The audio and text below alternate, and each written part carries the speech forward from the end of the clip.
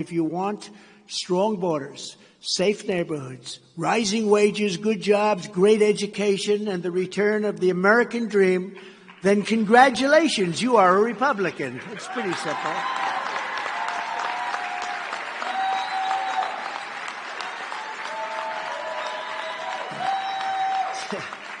Joe Biden and the radical left have abandoned everything Black Americans care about. They've really let you down. Look, we all understand it.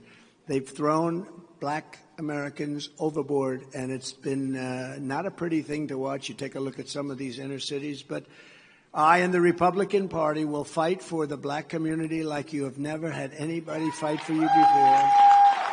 And with me, you will never be taken for granted. You will never be taken for granted. They've taken you for granted. Do you ever notice they always come around about 2 months before an election?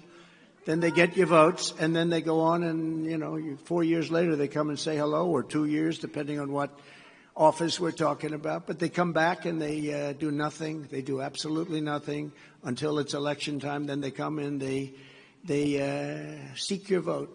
The future we want is one nation, indivisible, with liberty and justice for all. And that's what we're doing, and that's what we're going to happen. And Joe Biden is actually, his incompetence perhaps, but Joe Biden is a threat to democracy, a real threat to democracy. They're trying to turn that around. They're trying to say, Donald Trump is a threat to democracy. No. When they do weaponization and when they do election interference like a third world country, they're really a threat to democracy. Under my administration, Black Americans prospered like no time in the history of our country.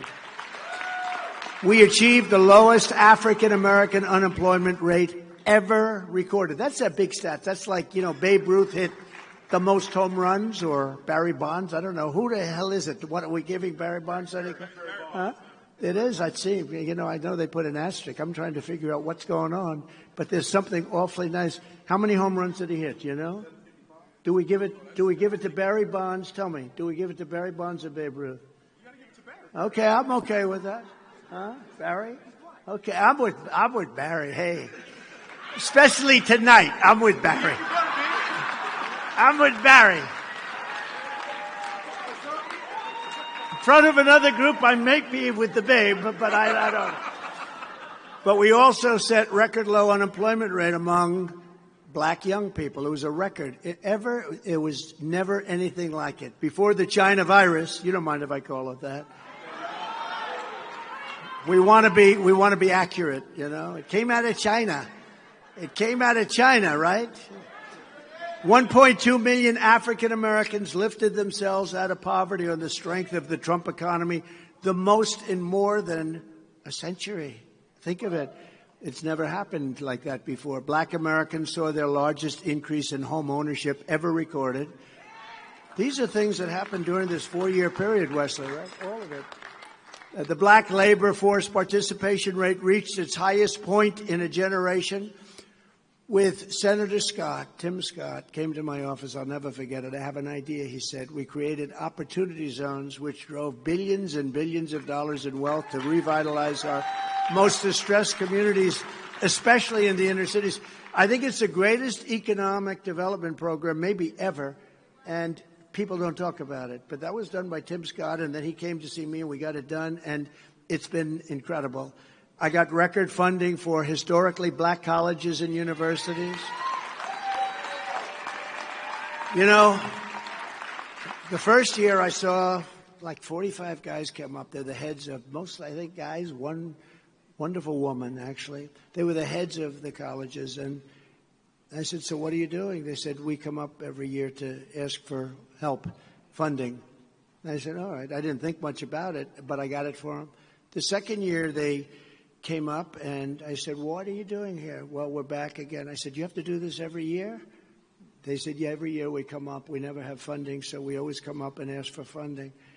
And one of them said, I feel like a beggar. I come up, I feel like a beggar. We do a good job with those incredible schools, but I feel like a beggar coming up. I said, ooh, that's tough.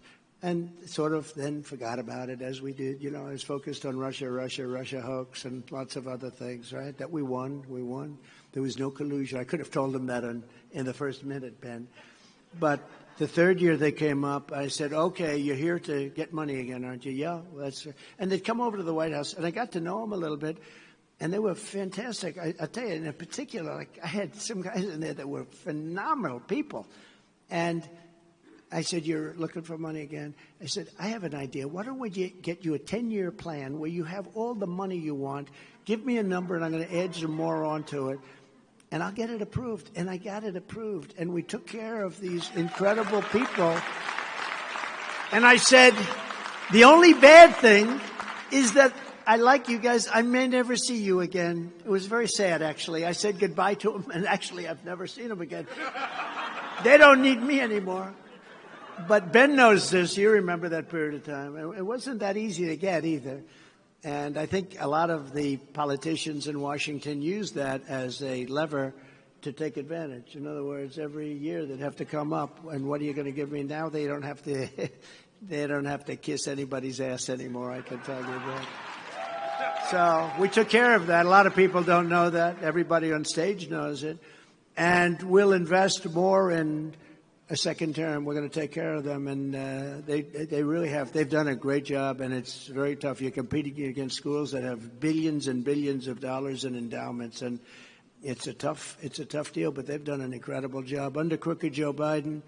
It's been nothing but it's really a catastrophe and a disaster, and you know it better. And I'm not saying this, and this is from the heart. It's been a disaster for Black Americans.